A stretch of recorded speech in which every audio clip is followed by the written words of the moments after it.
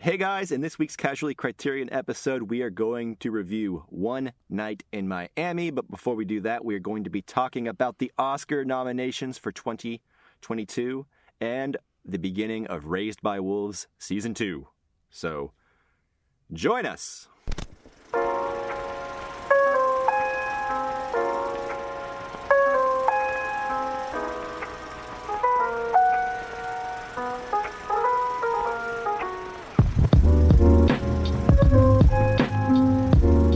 Welcome to the Casual Cinecast, powered by Cinelinx. My name is Chris, and with me as always is Mike. How are you doing today? I'm doing all right. Thanks for asking. Awesome. And also, Justin is with us for our one night in Texas, since we're spread out all over Texas. It's a meeting of the minds, really, this podcast. Weekly meeting of the minds. How are you doing today, Justin? I'm doing well, and it's the afternoon, but I will not make a big deal out of that so we don't break the illusion. Well, maybe by the time we're done, it'll be night. One afternoon in, Has the same ring to it. All right, if this is your first time listening, this is a Casually Criterion episode, which is a Criterion Collection-focused episode that we like to usually do every other week or every other episode, where we review a film from the Criterion Collection that is voted on by the listeners. But before we get to the main review, we'll be doing our usual News on the March, where we talk about recent news and things that we have been watching. So if you have not seen the movie, you can still listen. Then we'll move into the Casually Criterion review for One Night in Miami, spine number 1106. That's right, and as Mike said, the poll for our Criterion episodes is put out on our Twitter account, so you can follow us there at Casual Cinecast. We're also on Facebook and Instagram at Casual Cinecast. If you want to send us any messages or ask us any questions about the movies we're reviewing each week, you can send messages to any of those social media accounts or to casualcinemedia@gmail.com. And then, of course, if you haven't done so already, you like the show, you want to help other people find it, go onto iTunes, give us a 5-star review, or whatever platform you listen to podcasts on, give us a 5-star or maximum review there, and help other people find the show. Yeah, please and thank you. Cool. Indeed. All right, so I guess now we should move into News on the March. Let's do that. Yeah, I'm for it. All right. News on the March!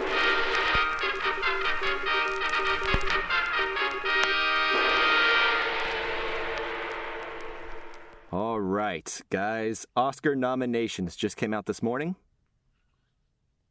So Let's discuss what our thoughts are. Justin, why don't you kick us off? I guess my question to you is, what are your overall impressions of this year and the nominees? Are you excited, or is this a weak year? I don't know. I mean, there are some films that didn't excite me that got nominated for things, and that, I don't know, it tends me like to make me think like knee-jerk reaction that it's weak, but it also makes me think, well, maybe I should watch these movies before I get too judgy about them, right? Yeah. So there's a few of those in there, which I'm sure we'll kind of hit on them. I don't know if do you guys want to start? Well, I will go to Chris, actually. What are your overall thoughts? Yeah, actually, I think this is... I haven't seen all the Best Picture nominees, or, all the films. But I will say I'm really excited that Drive My Car is nominated. That was one that I didn't necessarily expect. There are plenty of podcasts that, cover this year-round. But there's one I didn't expect to be on the list. I expected it to just be international feature. But it makes me really happy that it is nominated for Best Picture, since it was my number one. I mean, not saying anything, but yeah. It makes me really happy to see that on there. Licorice Pizza, The Power of the Dog, West Side Story I really liked. So there are some really cool ones. Yeah, all my top 10 is on here. Yeah. But yeah, I'm excited to see this. So how does it feel for both of you to have your number one film end up being nominated for Best Picture? My number one film isn't even nominated for a thing, I don't think. So how do you guys feel? Awesome? It feels pretty good. But also, that was kind of the thing whenever I was because The Power of the Dog is my number one film of the year, and whenever I was making that decision, I was like, this feels a little too safe. But also, I couldn't put it anywhere else just because it just hasn't left my brain, Yeah, it's really good. Yeah, Power of the Dog has actually been pretty consistently getting awards attention this whole time. So I'm not as surprised as I would be on a regular year, whenever I usually am not gunning for like the best reviewed film, Yeah, I actually think Power of the Dog is probably gonna win. That's my prediction as of right now. Power of the Dog will probably win. What I will say is Red Rocket, A24, continuing its because Green Knight didn't get nominated, Red Rocket didn't get nominated. They had one other one that came out this year, but I forget what it was.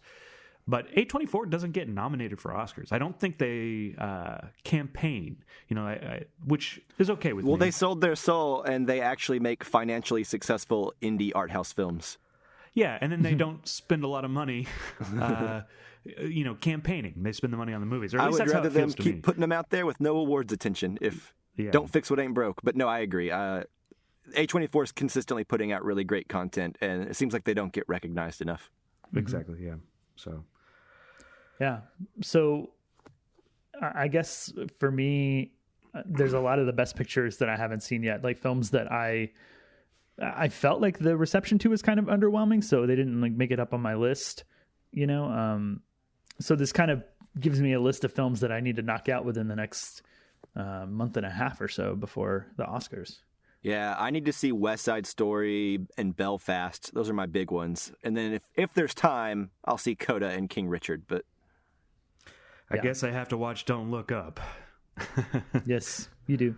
But it's it's one of the ones I like most on here. So yeah, that's interesting. Okay, so let's talk about that, because that has been a hot button issue today on the internet that I've seen. And Justin, you should be happy about this. I am. So yeah, Don't Look Up is nominated for Best Picture, and people got opinions. Mm-hmm. But do you think it's merited? Do you think it's deserving of Best Picture, Justin? What do you think? Well, I mean, I think what I said in our top 10 episode when this one made my list, I don't remember what number it was, maybe 9, I think, number 9. But I think this film is really successful at doing what it's attempting to do. And within that, it's going to rub a lot of people the wrong way, and it's going to rub a lot of people the right way. So, but it's going to rub them regardless. Yeah, everyone's going to be rubbed. I think that's inevitable. But I think as a movie, as what it's setting out to do, it's really successful, and it pulls it off, in my opinion. Whether that's awards worthy, I mean, I think then you get pretty subjective. I think so. I see how it gets in, people's mind, because it is political satire, and I mean, politics are really important to a lot of people right now, and I think within the last 4 to 6 years have been, at least it feels like to me, they've been skyrocketing up there, in terms of importance. So a film comes out like this, it's effective, it's going to get people talking. So I'm not necessarily surprised.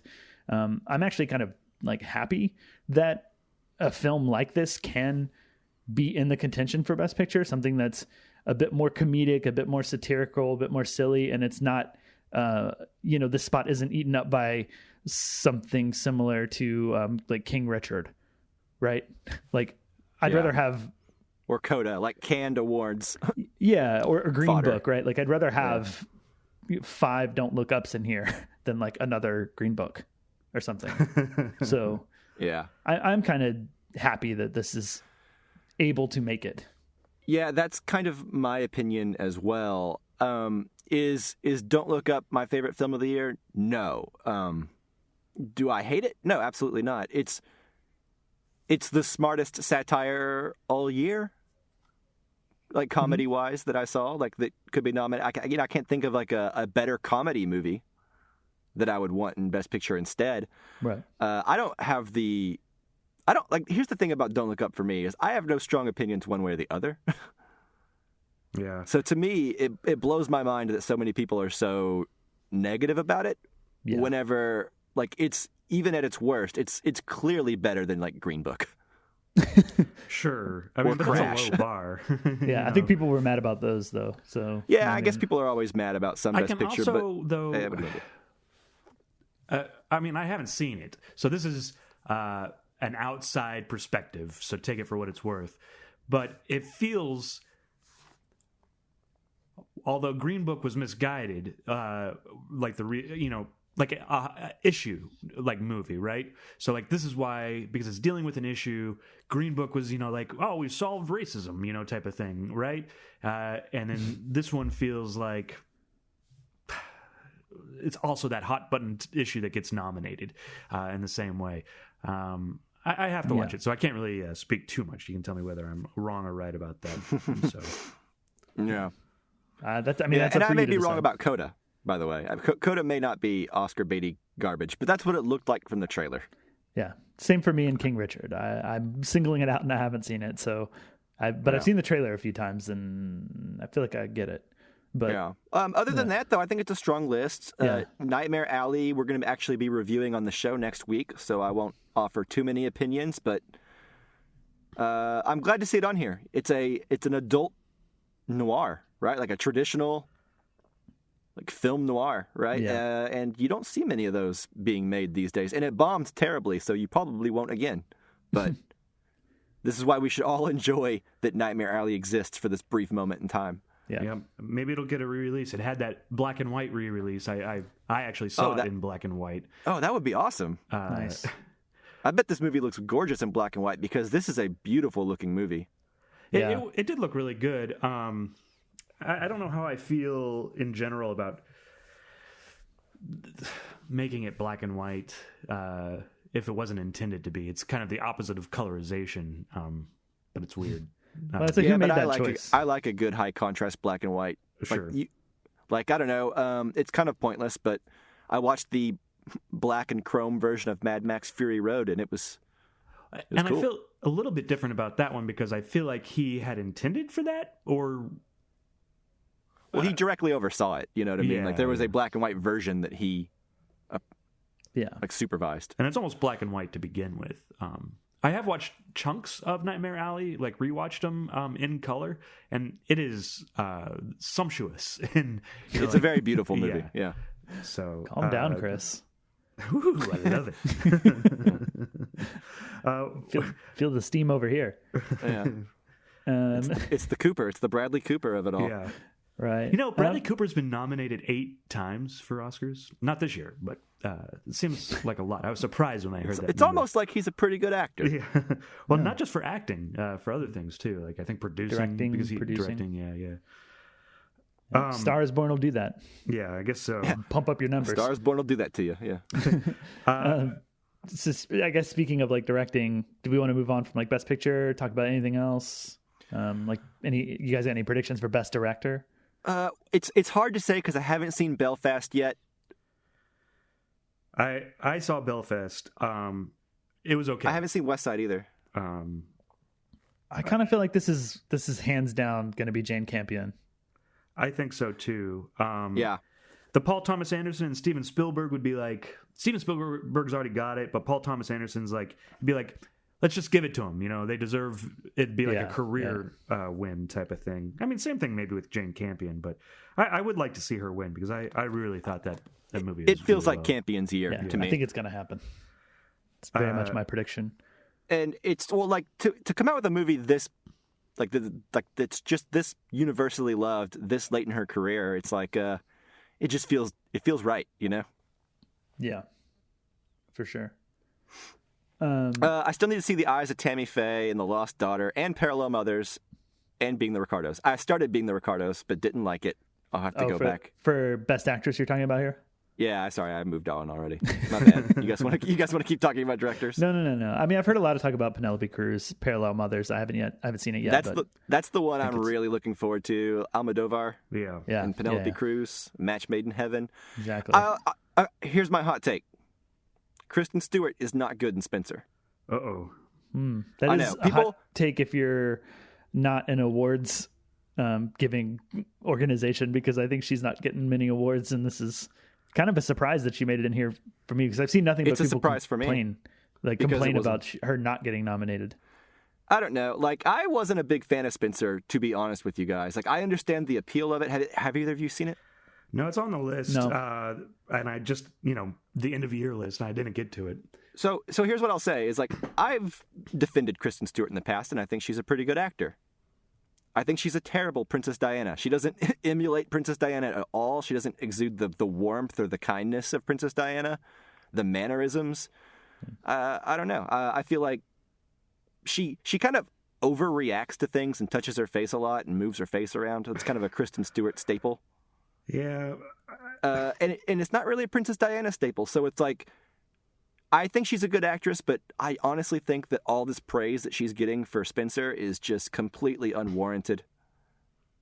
I wish you guys had seen it because I would like to hear your thoughts. But sorry, listener who liked Spencer, but yeah, I don't know. She's just not best actress material in that part.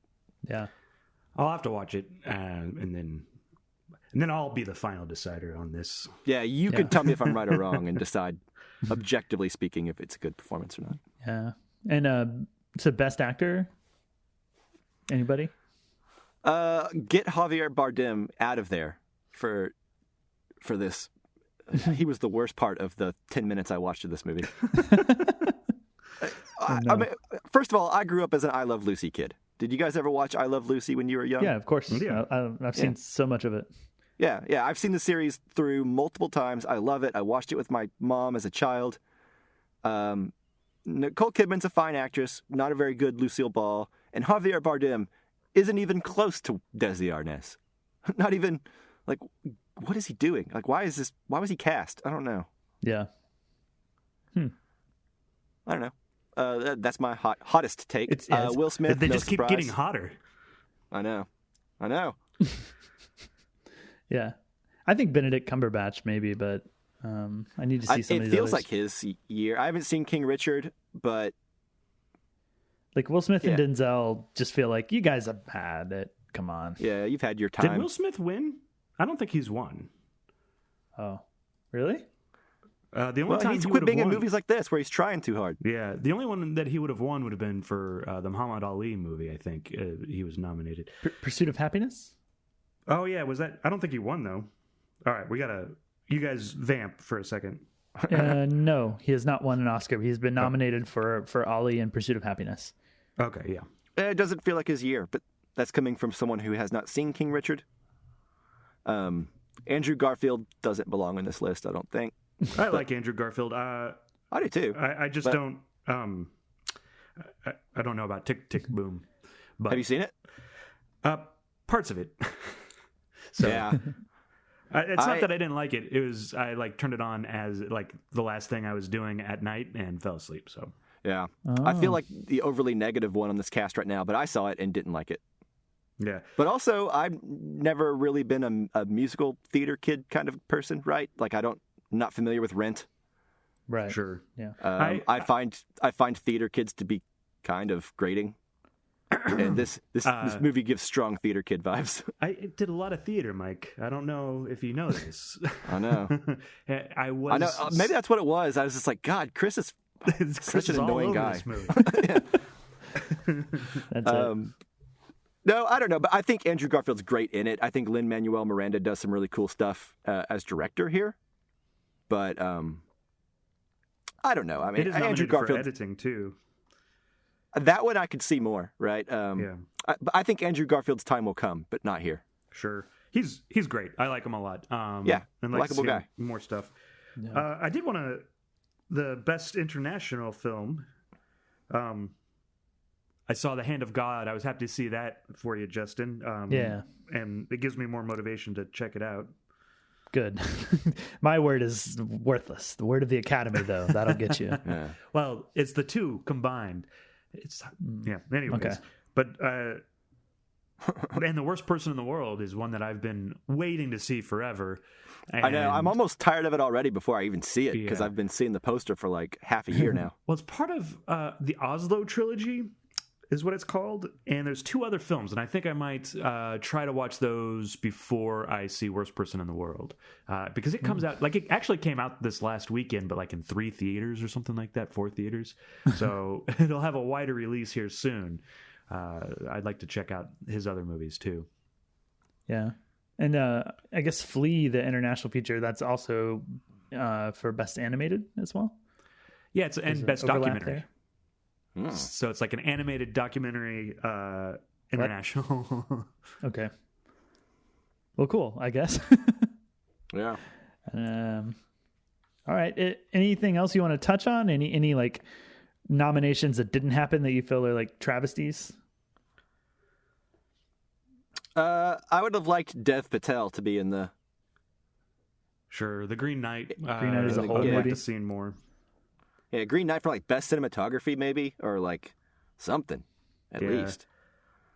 But like I would put Green Knight in the best picture talk and get like Coda or I don't know the Beatty stuff out of there, the stuff that feels kind of like canned.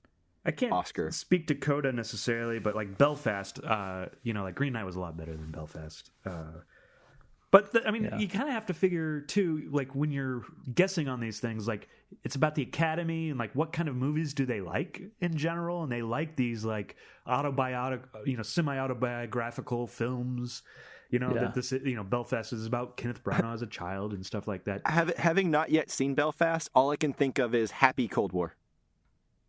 Like that, right. That won a couple, or that Cold War from a couple of years ago. The movie, not Cold War. Yeah, I like Cold War. Not the Cold War, but the movie Cold War. I thought you said Happy Cold War, and I didn't know. Well, that's what it is. It's like that's what it is. It's like it seems like his version of Cold War, but a happier one. Oh, sure. Based on the trailers. Sure, I see what you're saying. I think my two things that bum me out. I think Red Rocket was the best looking film.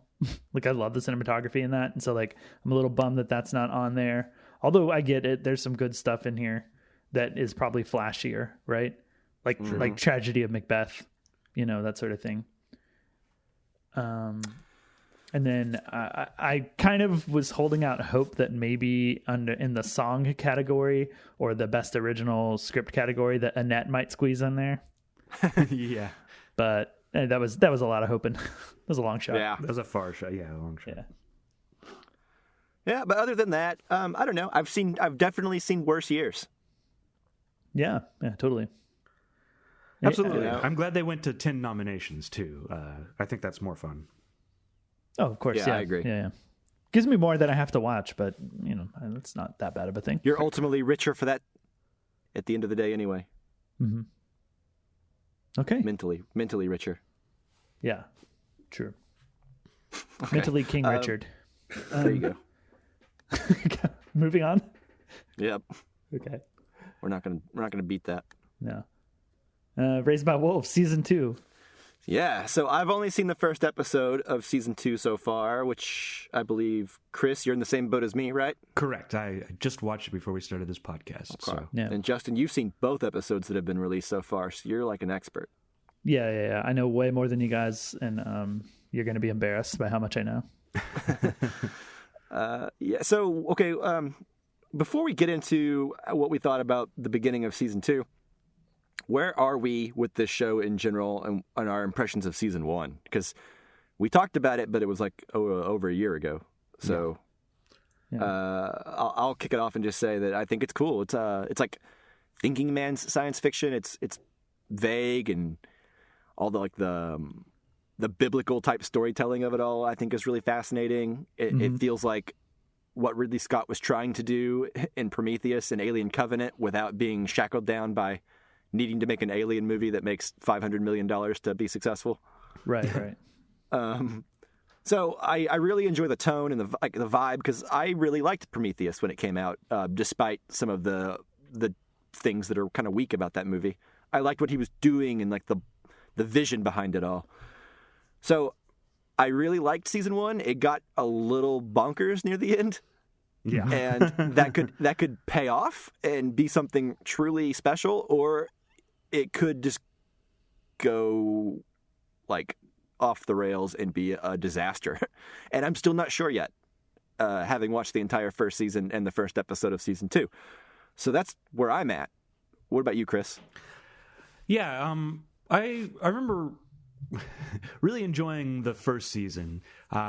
Similar to you, it got bonkers at the end, and I was like, I don't know about this anymore. So it'll be interesting to see what the second season does and how it picks up. I really like the female android mother. I think she's a really good actress.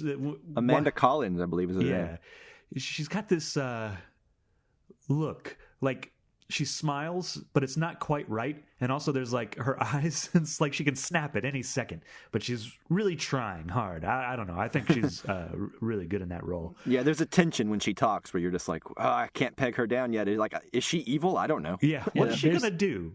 She could kill everybody at any moment. Like, no matter what she's doing with like her mouth or like the rest of her face, to me, like her eyes always feel like they're computing and contemplating and processing a bunch of stuff, and it keeps me on edge, right? Yeah. Because you're waiting for her to make a decision, and you can kind of watch that happen in her eyes. You know, like you said, she's computing, and so like you're like, what's the decision gonna be? You know, like what's gonna happen? Yeah, I think she's great. Yeah, she's really, really great. Justin, what about you? I really loved the first season for all the reasons that you guys said. I mean, like tonally, it's really great. It leaves a lot of the thinking up to you and just kind of lays out some things that happen. And it doesn't feel very subjective a lot of the times in the way that it views stuff. At least like I don't feel like I'm pushed to feel certain ways about certain people. And like sometimes it flip-flops, you know? Yeah, there's a lot of flip-flopping. When it does like push me to feel a certain way about a certain person, like that, it'll change later. And and season 2 is certainly carrying the same torch, right? Like it's continuing that path, and it jumps ahead a bit, you know, in the story. So there's rather than feeling like a continuation of where we left off in season 1, we've jumped ahead and we're kind of having to re-establish the world that exists now because things have changed.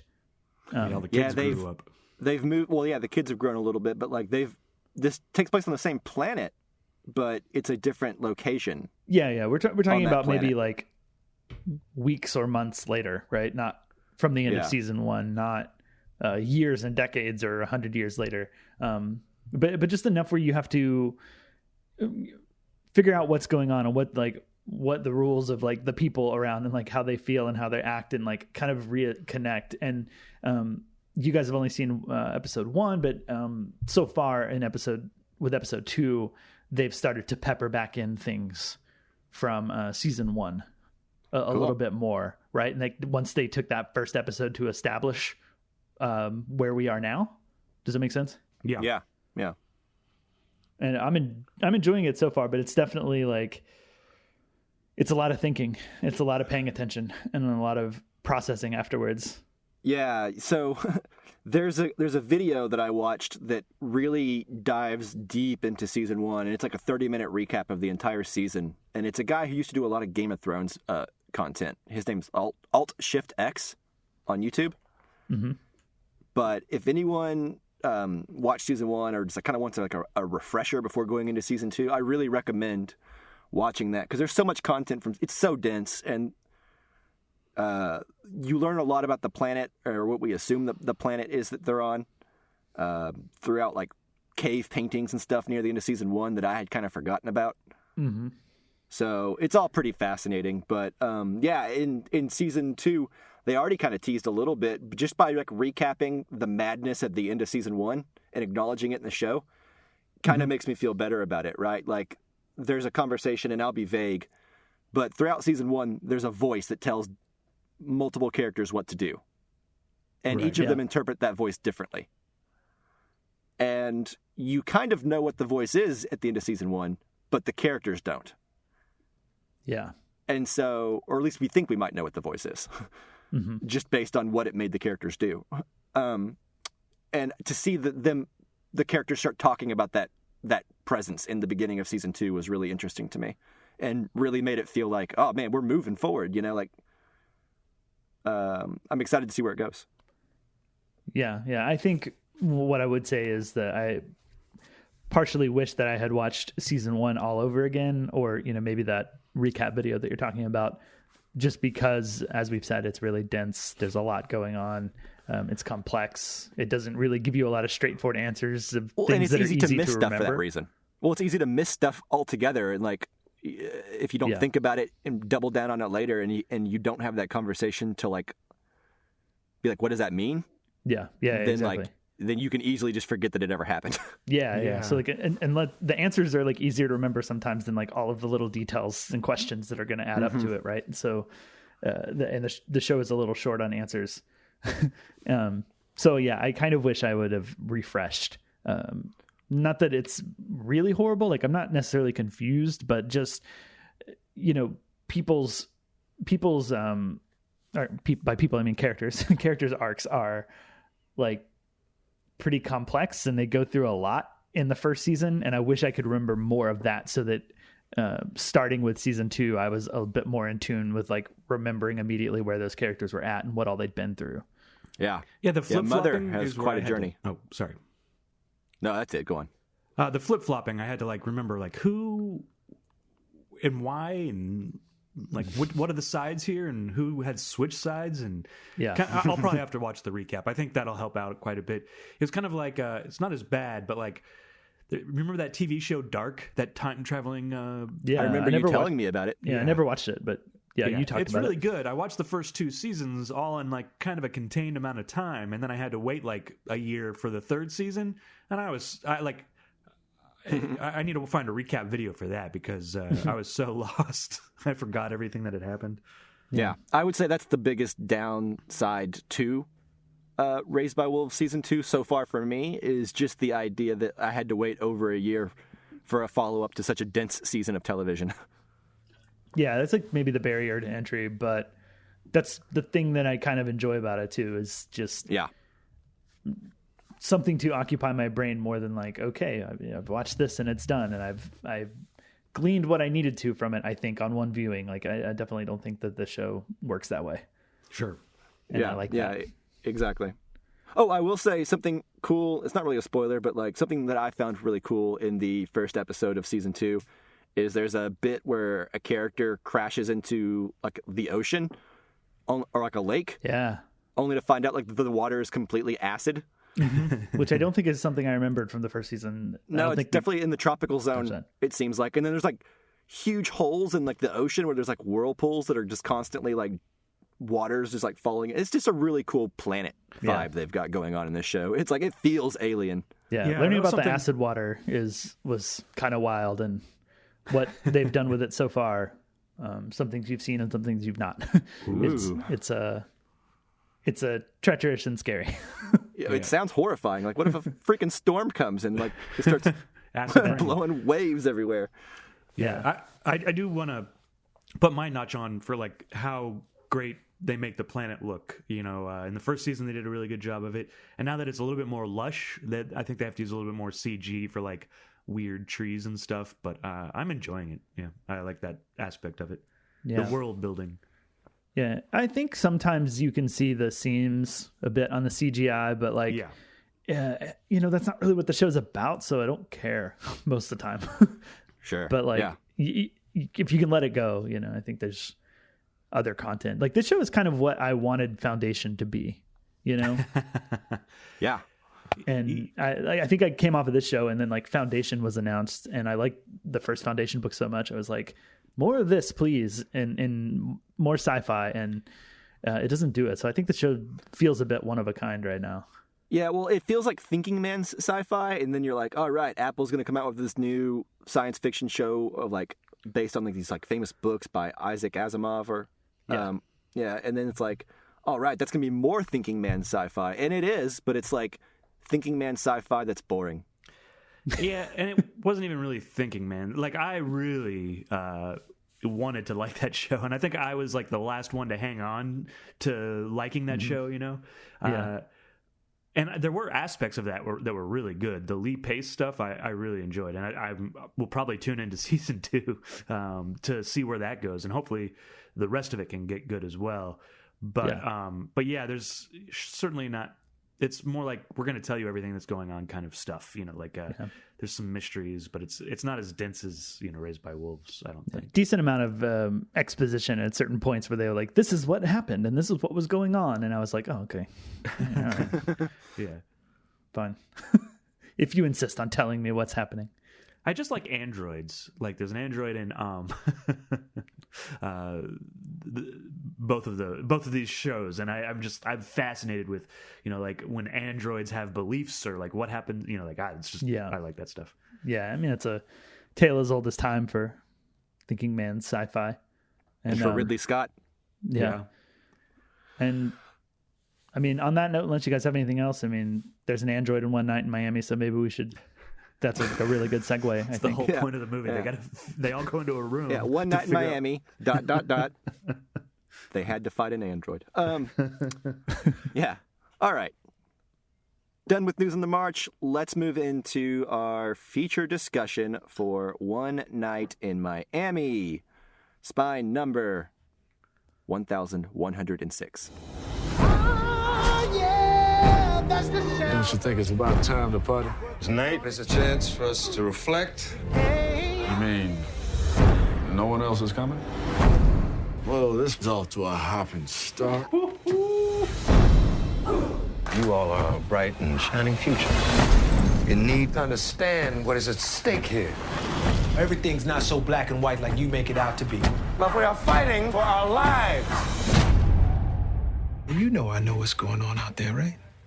All right. So as always with our Criterion films, they are films that have been out for a while. Some of them have been out for a long while. This one has only been out for I think a year and a half or two. But 2020. It is.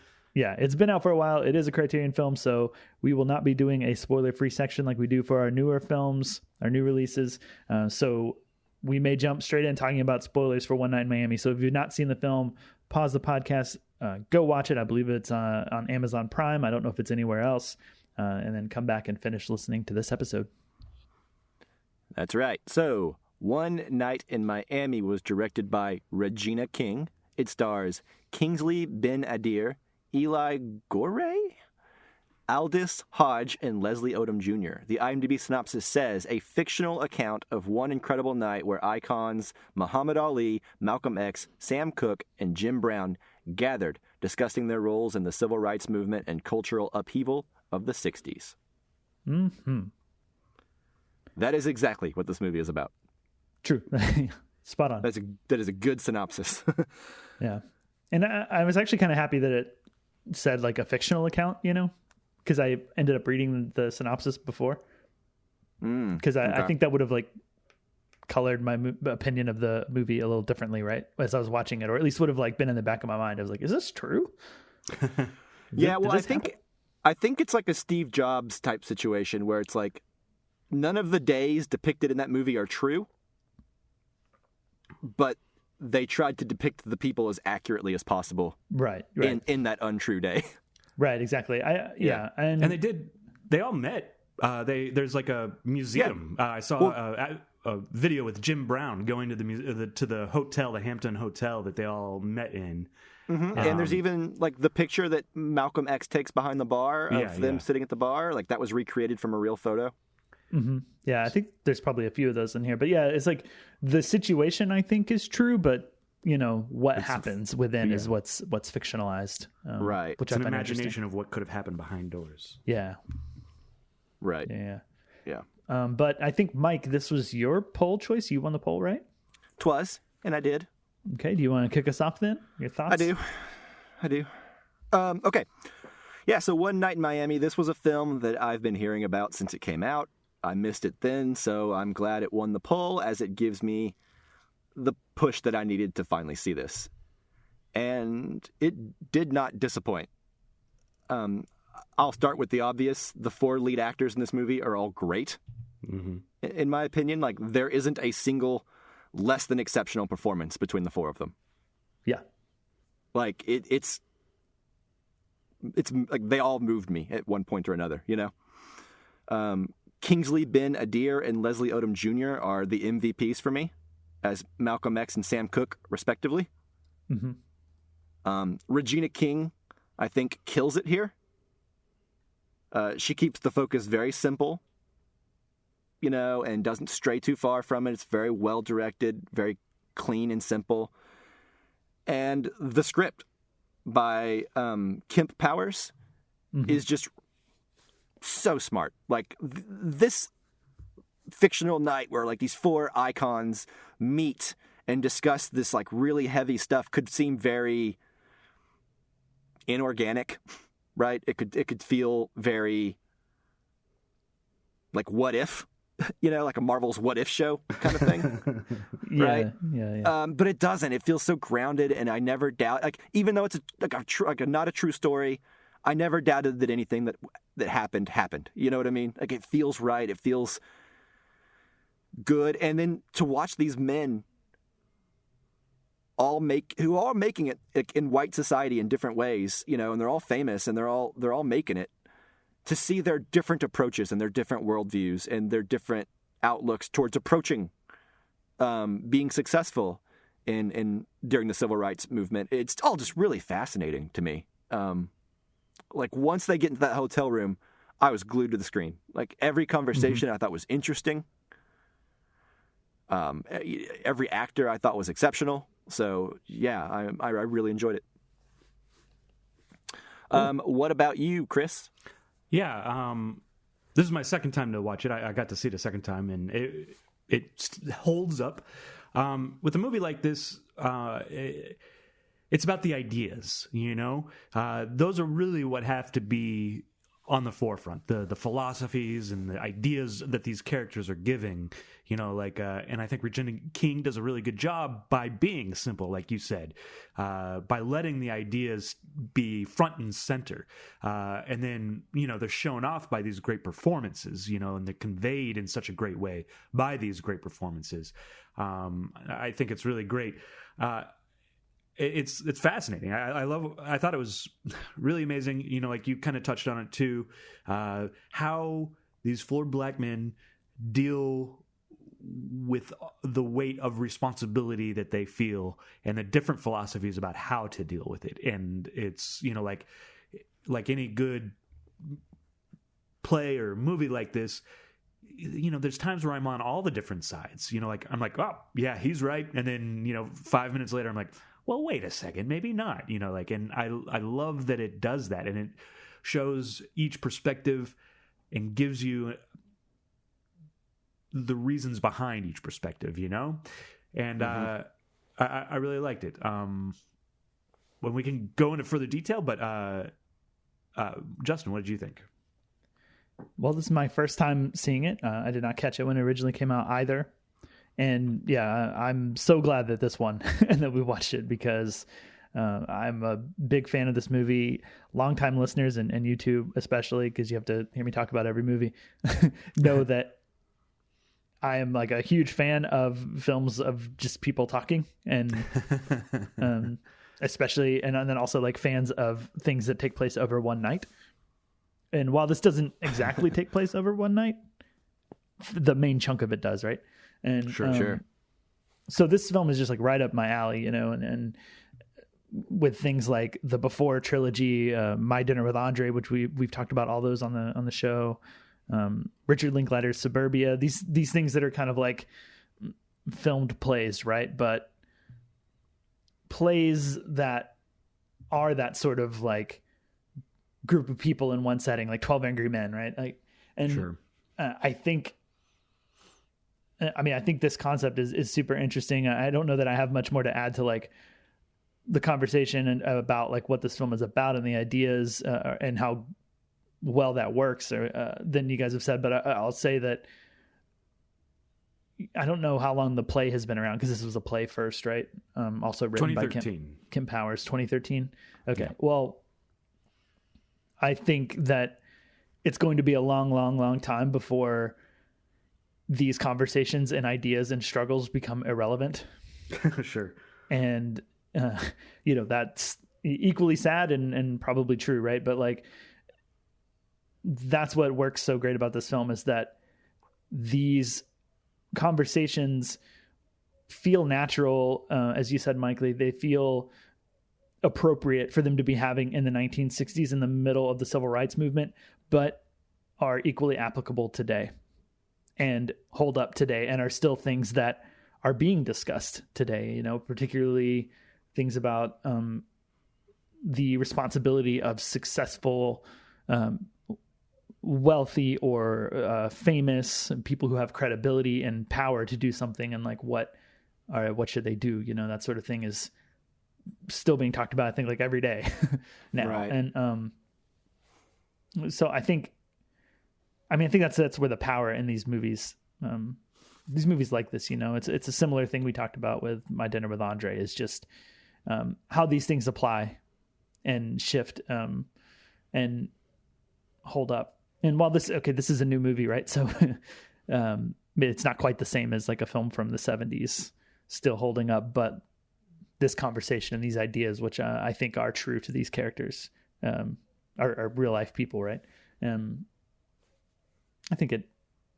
think all of that holds up and makes sense. But I was moved. I was fascinated. I love all the gray, right?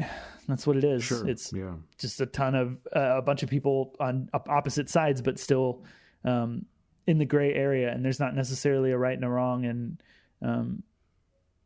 the conflicting ideas and how they coexist. I thought it's just really fascinating. Yeah, I agree. The conversations between Malcolm X and Sam Cooke were my favorite. Yeah. Mm-hmm. I love the X. records when they pull out the records, right? Yeah, the Bob Dylan moment. Yeah, he starts playing him Blowing in the Wind. Mm-hmm. Yeah. And he's like, you know, the first time I saw this song, I hated it. And he's like, why? He's like, because it's good. Mm-hmm. And he's like, and this idea that this like young white Jewish kid can like write a truly moving ballad about struggle. And yeah, I just thought it was completely fascinating. Malcolm X basically saying to Cooke that he needs to use his platform for more than corny love songs, because although they're catchy, they don't really say much, you know. And also, this is coming from, I love Sam Cooke, by the way. I'm a big Sam Cooke fan. Nice. He and Leslie Odom Jr.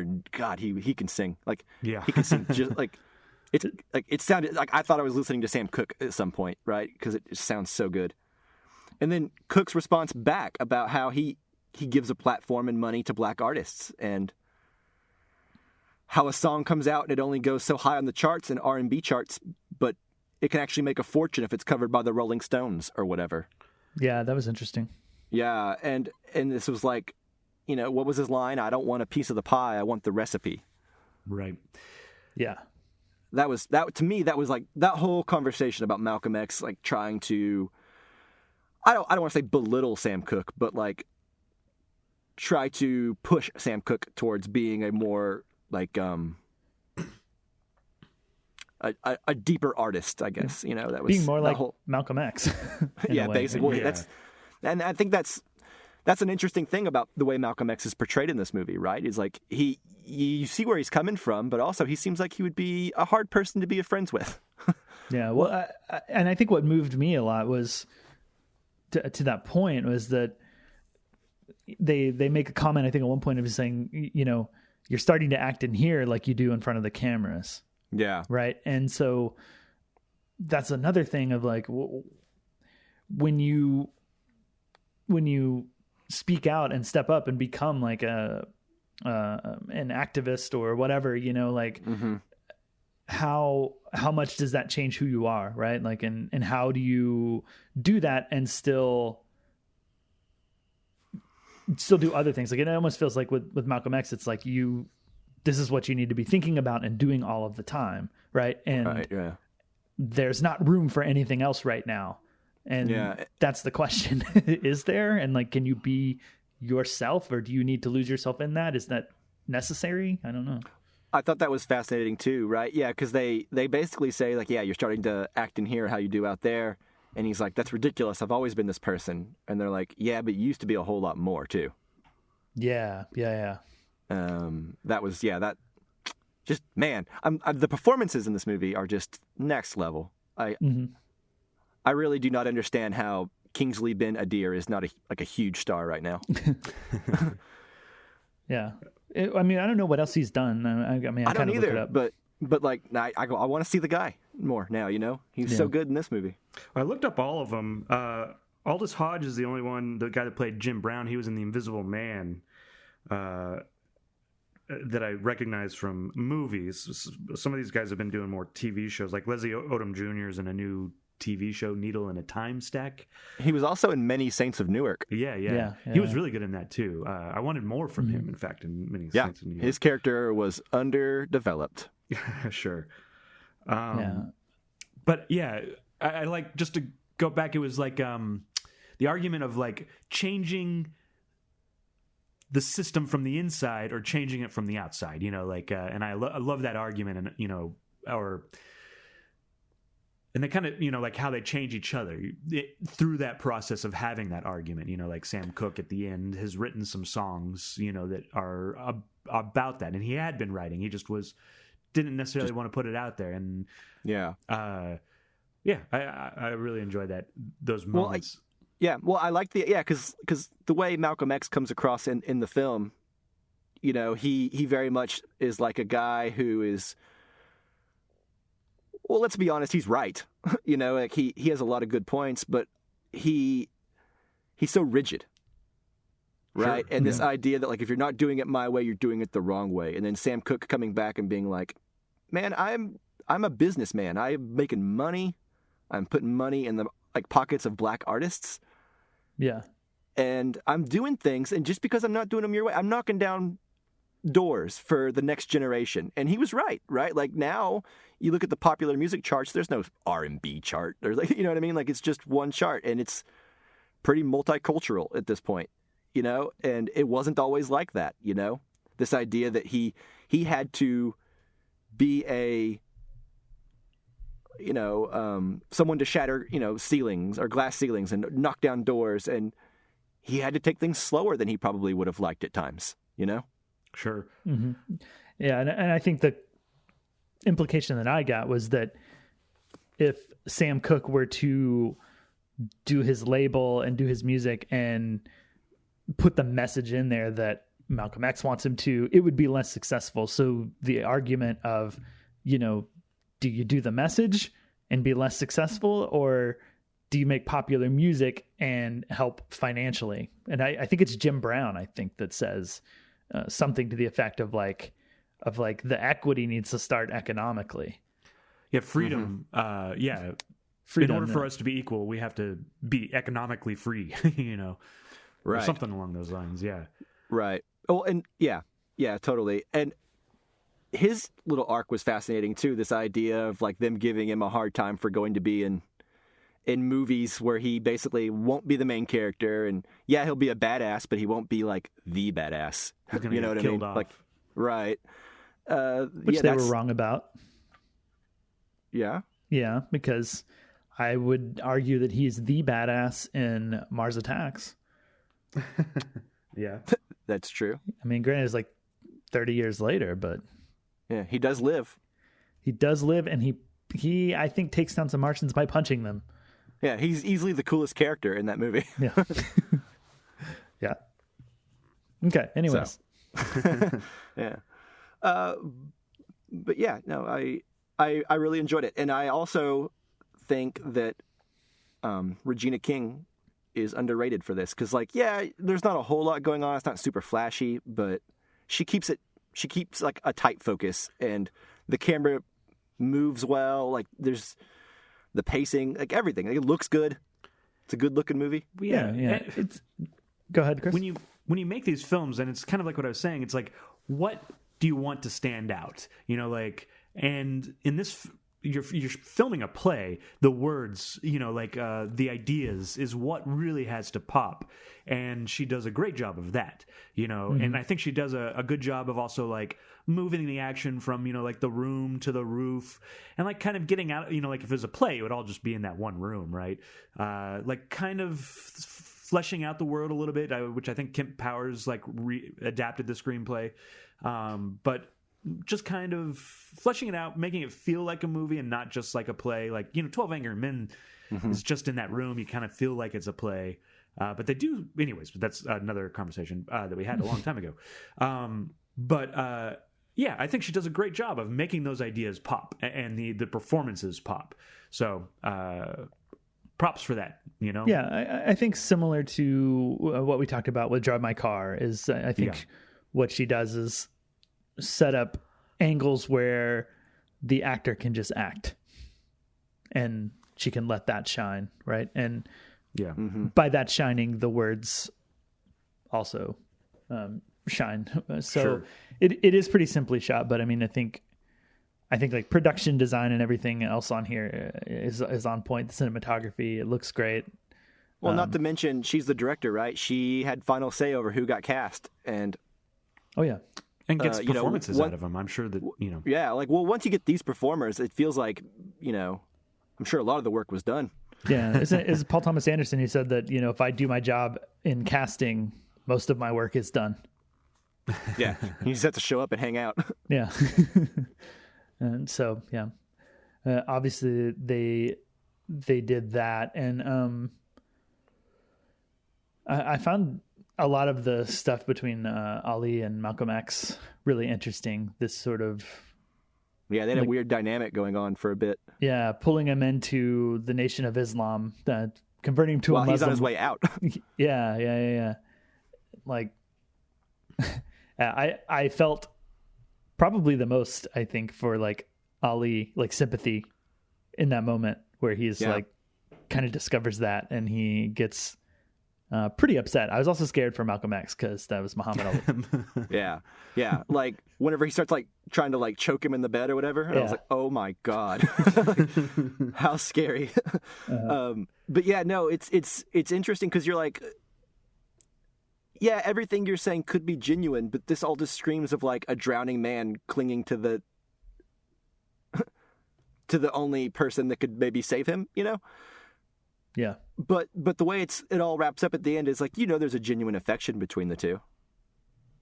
Sure. Right. Mm-hmm. Yeah. But also this idea that like he needs Cassius Clay to be the face of the movement, like he needs that to happen for his position to not completely go away. So yeah, it's sort of like this strange, ugly dynamic that I thought like once the cat was out of the bag, I was like, how are they going to resolve this? But Cassius Clay seemed to be pretty emotionally mature in that moment.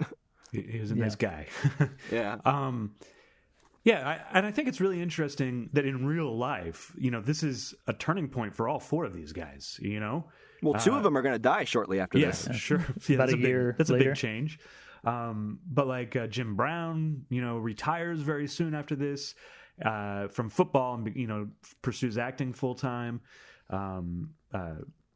Muhammad Ali, I guess he just won his championship.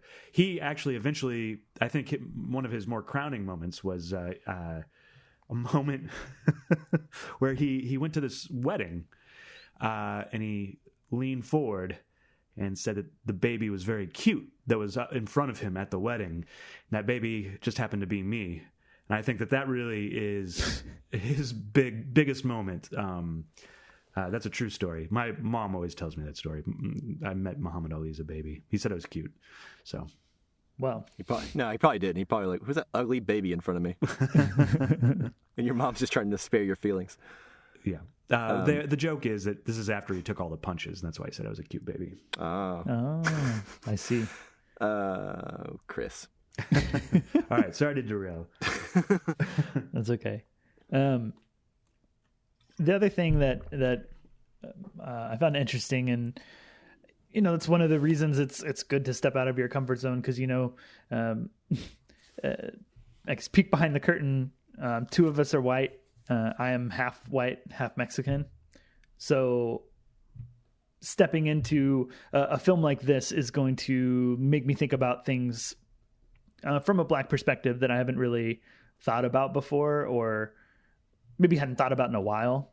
And the scene with, I think it was Jim Brown and Malcolm X sitting at the table when Sam Cooke and Muhammad Ali were out doing stuff after Sam Cooke got mad. But Jim Brown says to him that, being in the NFL and being in the world, he's like, I'm around people who constantly seem like they want me to thank them for not being assholes to me. Yeah.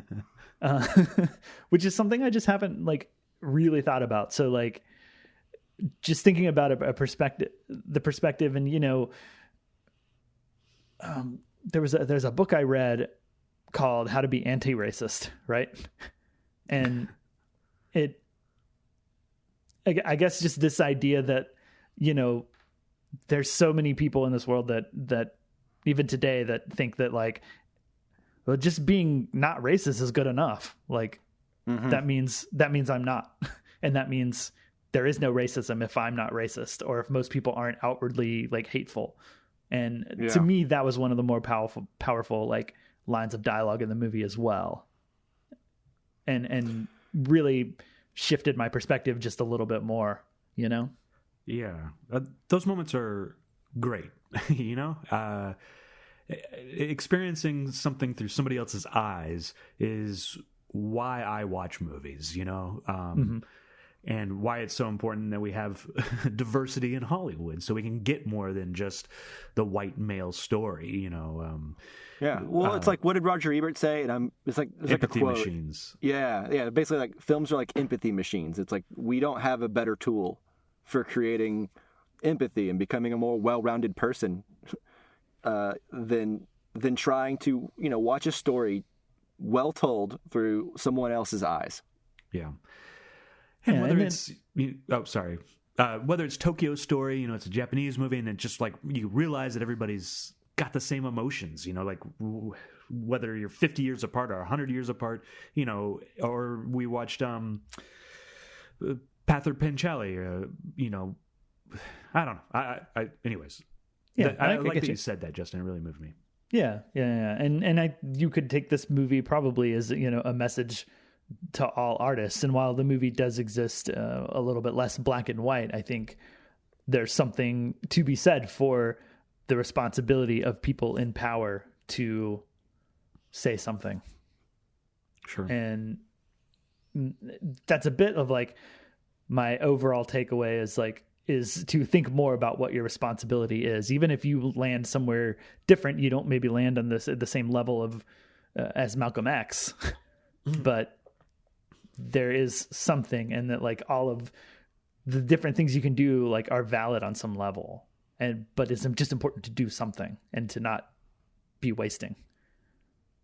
Yeah, use your platform and your voice to do something, progress the world in some way.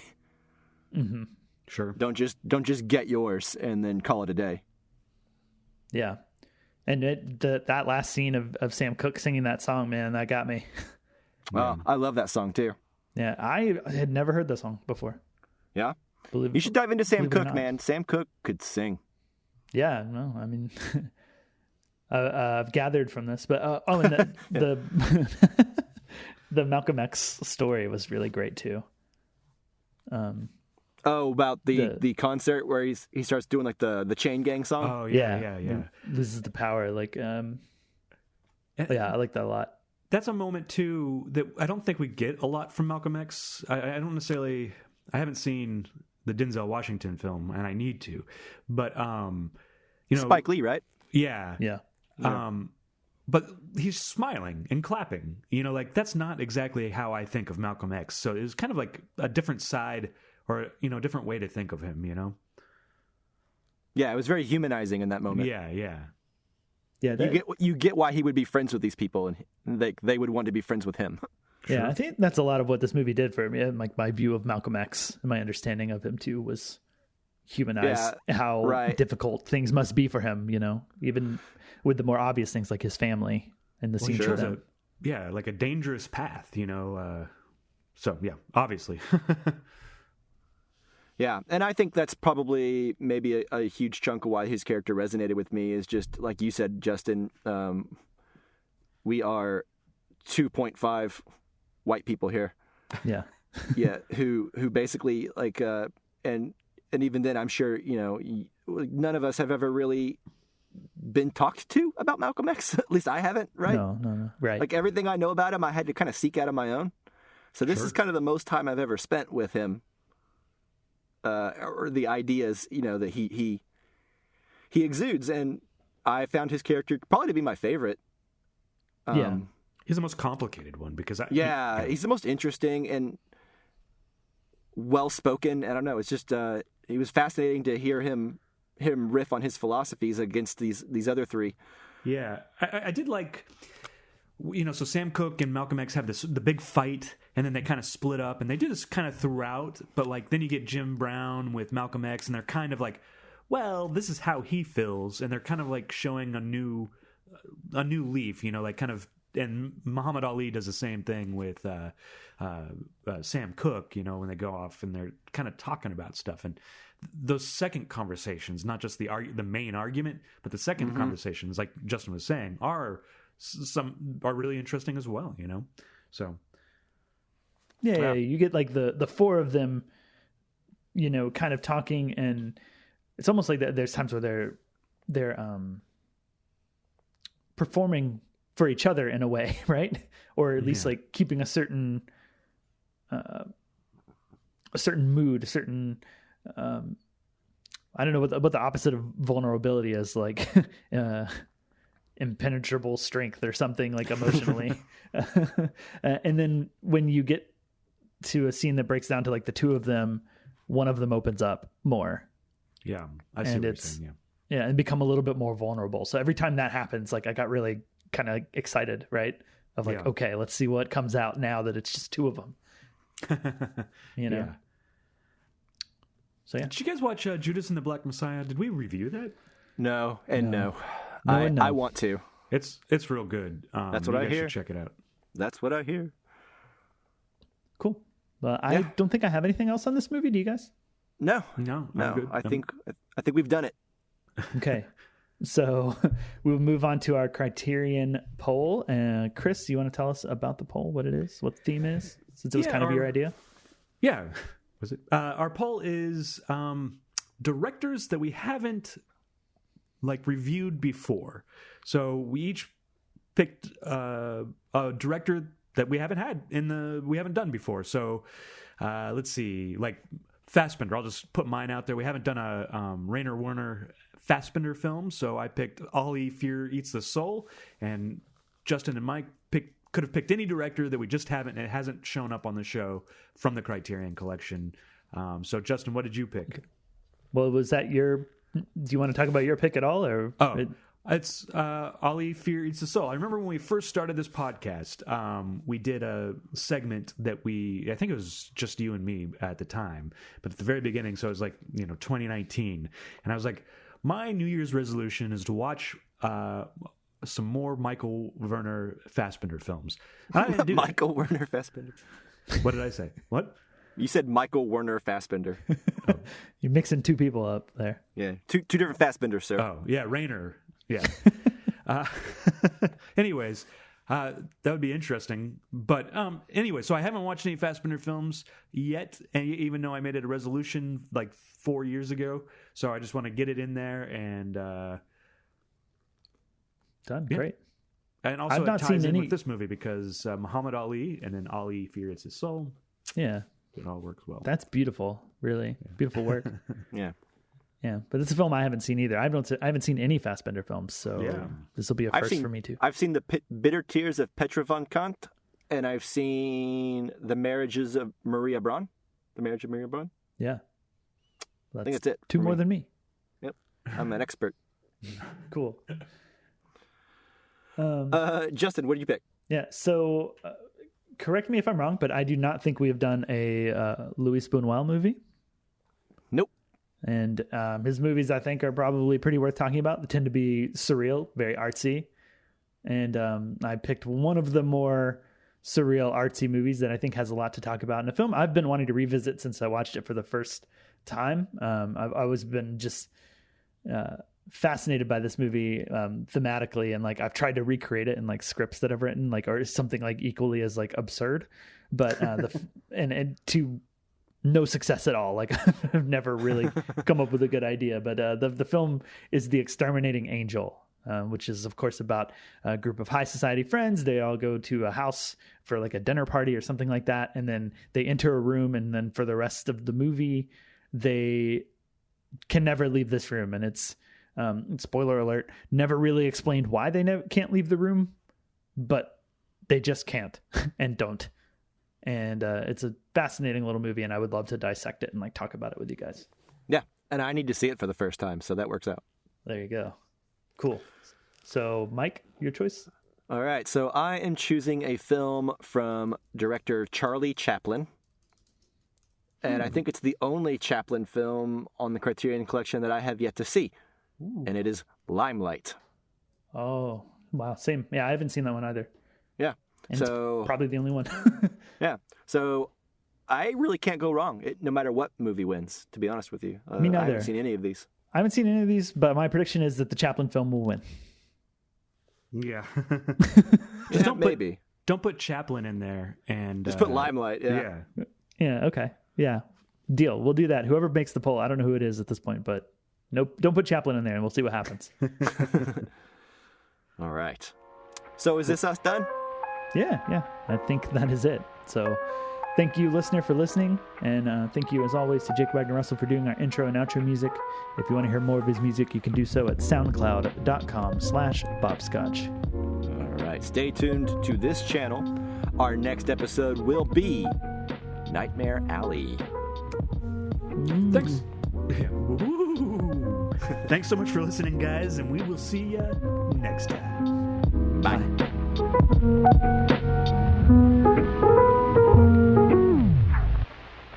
And for the bumper, just Will Smith's Miami, I think we'll do.